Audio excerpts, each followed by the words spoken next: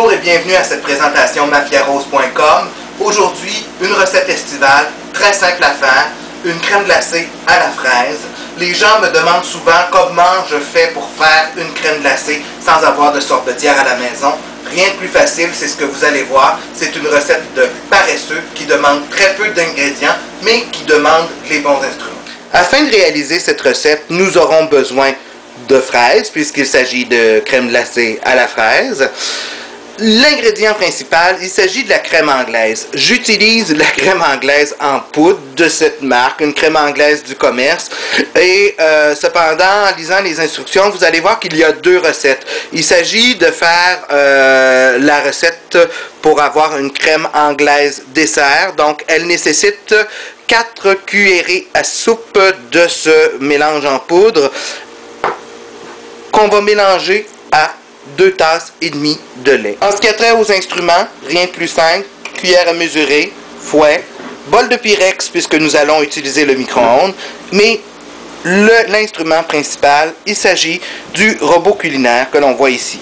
Donc, petit avertissement avant de faire la recette, il y a deux types de robots culinaires, comme ceux-ci, avec le moteur en dessous, et donc le pieu ici qui est central est directement lié au moteur, tandis qu'il y a d'autres modèles où est-ce que le moteur est sur le côté et le pieu fonctionne avec une espèce de ganse qui le fait tourner.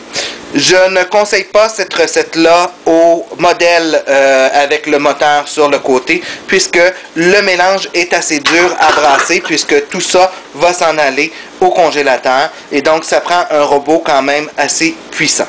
Donc, comme je disais, il s'agit d'une recette toute simple. On mesure nos 4 cuillerées à soupe de mélange pour crème anglaise, auquel on ajoute notre 2 tasses et demie de lait. Et comme par magie, ça devient jaune. Et ce mélange-là, aussi niaiseux que c'est, on va envoyer ça dans le micro-ondes jusqu'à temps d'avoir une consistance onctueuse. Donc le fabricant nous dit de mettre ce mélange-là dans notre four micro-ondes pour 6 minutes. Donc c'est très peu de temps. Donc c'est une recette qui ne demande pas beaucoup de préparation, mais qui va demander un grand temps de congélation. Donc 6 minutes. Et on remue tous les 3 minutes. Là, notre 3 minutes est dépassé ou s'en vient. Donc on va brasser notre mélange. Beaucoup de fécule de maïs dans ce mélange-là. Normalement, ça s'en va au fond. Donc il faut vraiment bien mélanger. Surtout, il faut avoir un bol qui n'ait pas trop de coins. Donc maintenant, on va nettoyer nos fraises. C'est assez simple. Si vous voyez, elles ne sont pas encore équeutées. Mes fraises, il y a une raison pour ça. C'est qu'une fraise, normalement, lorsqu'on coupe ça, ça dépend du type de fraise et de la sorte. Mais normalement, les fraises qu'on a, regarde, celle-ci est en train de me faire mentir, mais il y a une espèce de creux au centre de la fraise. Donc si on coupe ça ici, la fraise va se remplir d'eau. Et on ne veut pas d'eau dans notre mélange, ça va inévitablement en changer le goût.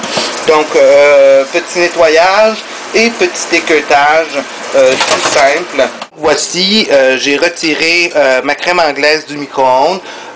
Ça m'a pris 9 minutes, contrairement à ce qui était écrit sur l'emballage. Ce qu'il faut bien comprendre, c'est que la texture doit être, comme on dit, à la nappe. C'est-à-dire quand j'introduis une cuillère dedans, assez liquide mais assez épais, mais elle doit napper ma cuillère.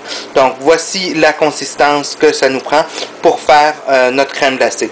Maintenant, il va quand même falloir laisser refroidir ce mélange-là un petit peu parce qu'on ne veut pas l'introduire trop chaud dans le congélateur. Pour la suite de notre recette, on ajoute nos fraises dans le robot culinaire. Ensuite, la crème anglaise. Et voilà. Tout ce que ça va nous prendre, c'est de peser sur le bouton du robot et de déterminer si on veut une consistance avec des morceaux ou pas. Si on veut des morceaux, on utilise la fonction pulse. Voilà, c'est assez. Et donc maintenant, on va pouvoir mélanger un petit peu le tout à l'aide de notre lampe de chat pour être sûr que tout soit bien homogène. Et c'est à peu près tout. Ce qu'il faut faire maintenant, c'est prendre soin de retirer notre plat de robot culinaire en laissant bien la lame à l'intérieur. Et c'est ce bol-là qui va se retrouver au congélateur. Alors, on met le tout dans le bol, par-dessus mes tartes, au congélateur. Et on laisse le tout au bon soin de Mère Émilie Gamelin. Donc ici, on voit ce que ça donne. Finalement, on a, après 2 heures, un mélange encore assez liquide, mais regardez, les côtés sont vraiment gelés et c'est ça qu'on veut mélanger. C'est sûr que la glace va toujours se former sur les côtés du bol. Donc, après 2 heures de congélation, on a une texture quand même, là. Vous voyez comment c'est plus gélatineux et c'est ça qu'on veut mélanger. Donc voilà, quelques coups de pulse et c'est tout. Je pulse, Quelques coups de pulse, encore, quelques coups de pulse. je pulse. Alors voici le résultat de notre crème glacée qui est prête à être servie. Donc on l'agrémente de ce qu'on aime. Donc cette recette-là peut être faite à partir de différents ingrédients. Bon, ici on a fait une recette à la fraise, mais ça aurait pu être au chocolat. Et donc voici la crème glacée. Petite décoration. Voilà, pour ceux qui aiment le sirop de chocolat, allez-y. Et voilà notre crème glacée, toute prête. Voilà une recette toute simple et délicieuse. Maintenant, pour ne plus qu'à danser. Il glace à la vanille. Je serai